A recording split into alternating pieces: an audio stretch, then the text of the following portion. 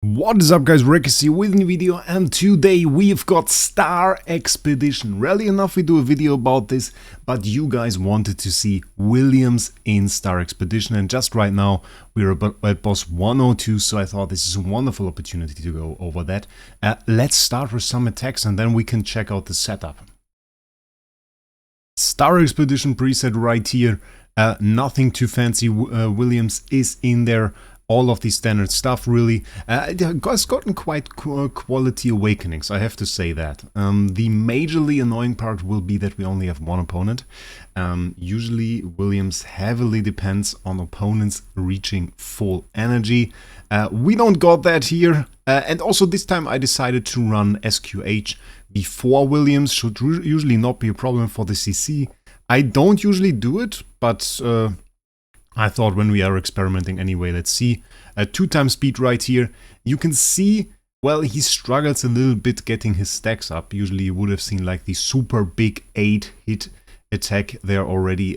We are not going to see that very early on. It's actually going to take some time because he only gets very limited layers. Every single round he only gets one layer because there's only one enemy reaching full energy, so that is a bit of a problem for him and also limits his damage quite severely, where we already would have seen very high damage from our LFA. We are not quite there yet with Williams, so yeah, we have to see if we even get a real big chunk out of this boss.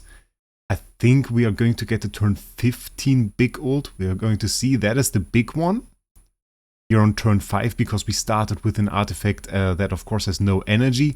That means that we get 3 stacks of the buff there, 5 rounds, 5 times the boss earns max energy. So it should be turn 6. Now we get that attack with 0 buffs, and then yeah, turn 15 should be another round where we see the little Day of the Dead mannequin pop up, and that always signalizes that we have the upgraded waterfall attack. You can see there on the normal active skills it is not there. Yeah, we have to see. For now, damage is invisible. It has already been quite established that he isn't really the greatest boss damage dealer. I mean, for having like 200 million attack, what he has right now, max LifeStar, everything, you would kind of expect to see a bit more damage within 9 turns than just like your 2 millimeters. Which is not really that impressive. So yeah, I uploaded the video actually for YouTube members on my main channel.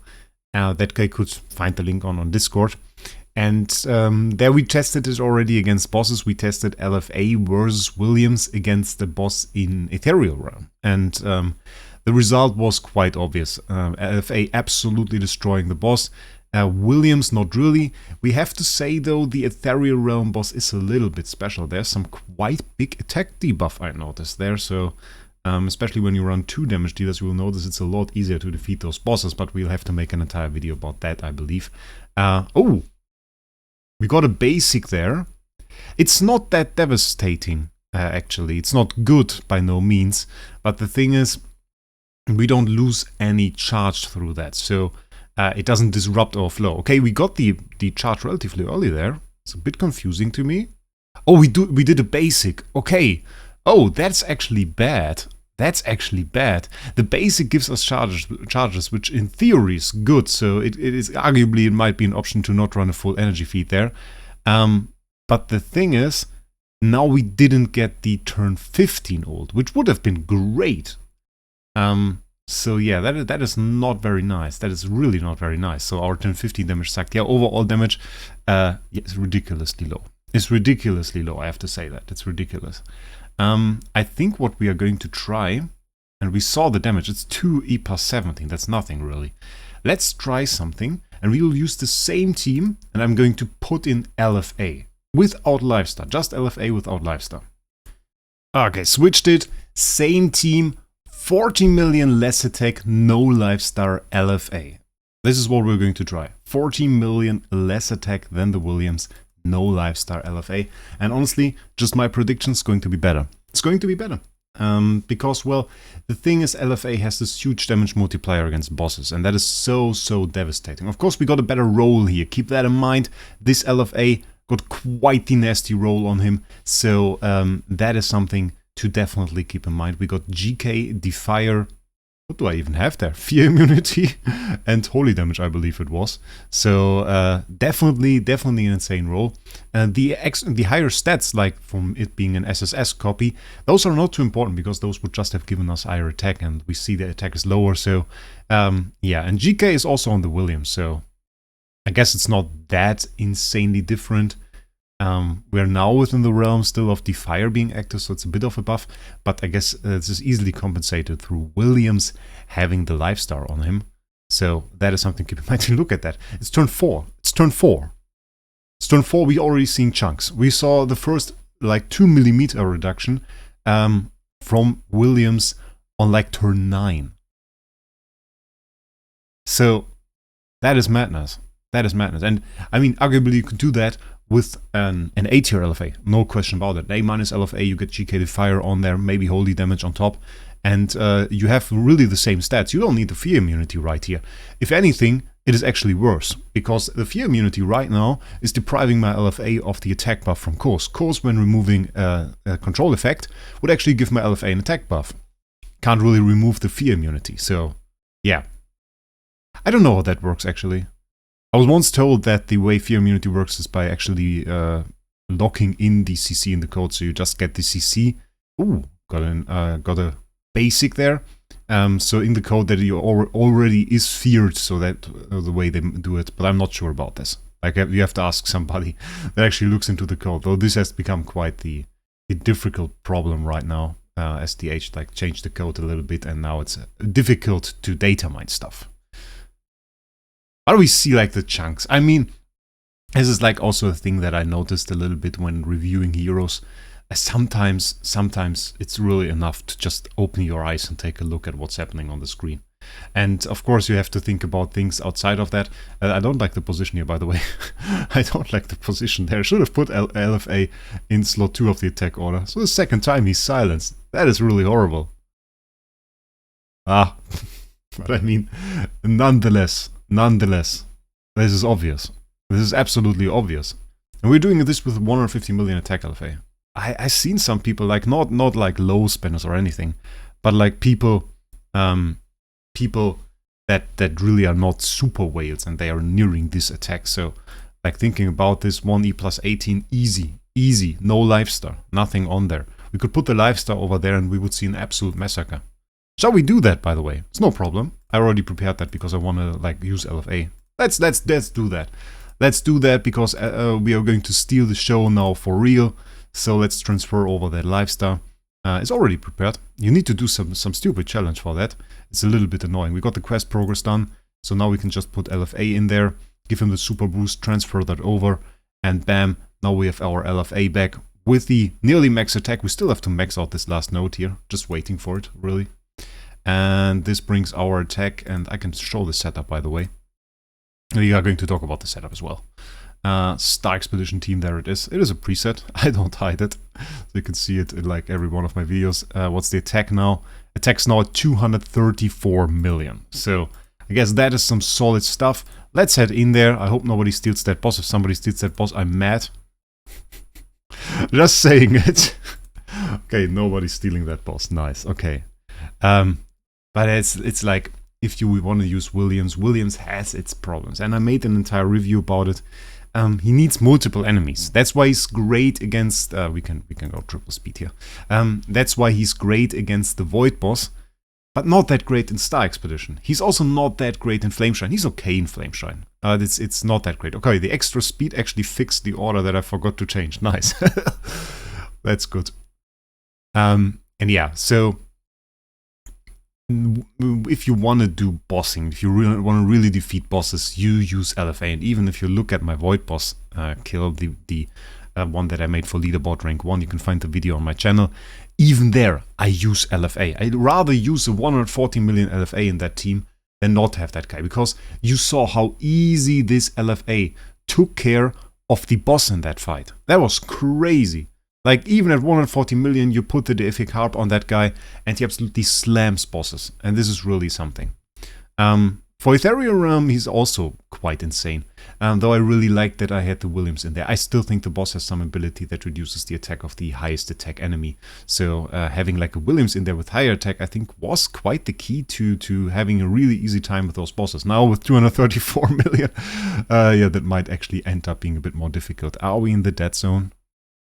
Because we can still lose that. It's just become way more unlikely with 234 million. Yeah, we were in the dead zone. That was a dead zone hit. Classical dead zone hit. No damage at all there. Ooh, basic.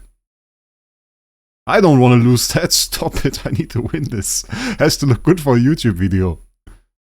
Stop being CC'd and stuff. We need to make a bit of a show here. Thank you. Turn 14 clear. Okay. Okay. That was some damage. And now we can see the switch to the new... Oh, we can't? But that's the new boss, right? Yeah, it is. That's the new boss, right? I'm not blind. There's an animation for this. He has an animation when he switches. I saw this one time. I thought it was like a super nice opportunity to get this in a YouTube video. But apparently they are not that nice. They are not that nice. You should just play it every time when you enter it for the first time. So yeah, okay. We cleared it now. Team really is still the same. I didn't really change anything in the ever since I made the guide for it. People were asking me about it. I thought it was a little bit, well, not stupid. People just assume that I have some super secret strategy for boss 1. It's not really the case. Just like your normal stuff. MFF is in there.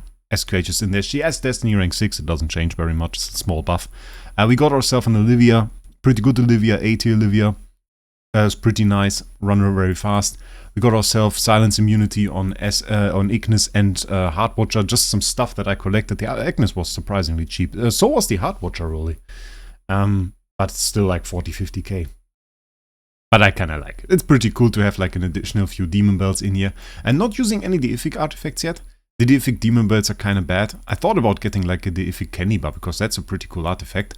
And of course we use the glittery Endless Cane. If you don't know about the glittery Endless Cane, by the way, people don't upgrade it to Splendid because the extra effect that you get from Splendid is just some HP recovery. So you get like the full damage already at glittery. So you don't really need to upgrade it to Splendid any further. It's just a nice thing to keep it there. And yeah, the LFA, of course, it's a monster. 234 million, 5 billion power there. And rocking pretty nice 664k skill damage, 664% skill damage. And that was the roll I was talking about. Took me, I don't know, 1,000 hammers, something like that. It was crazy to get there. But now we have a very nice roll. Fear immunity. In some situations, it's as good as silence immunity. So it's not really like a big difference. The boss inflicts both CCs. And if you have like the Purify from LifeStar, you can just go switch over to Control Purify and you essentially CC immune still. So that is the way it works. The LifeStar really changes a lot though. I don't think we can check it out here. Let's save that. And let's show up this LifeStar a little bit. This is actually very nice for Star Expedition. The thing that makes it nice, and most people have a little bit of a weird opinion about it. Like the thing is, people start looking at it and the first thing they notice is, oh, it buffs allies. It buffs allies. And that is the case. For like the low-level Spectre LifeStar, it buffs allies more than the hero itself. And then you don't even have to level it super fast until you get like to the abilities that really matter. And this one is an absolute game changer. This is essentially Attribute Purify, but it also has a chance to it also converts it to a buff. So super strong. It's like a super strong ability. This ability alone is probably one of the strongest abilities we have on a LifeStar. It's a passive skill. So that's the madness of it.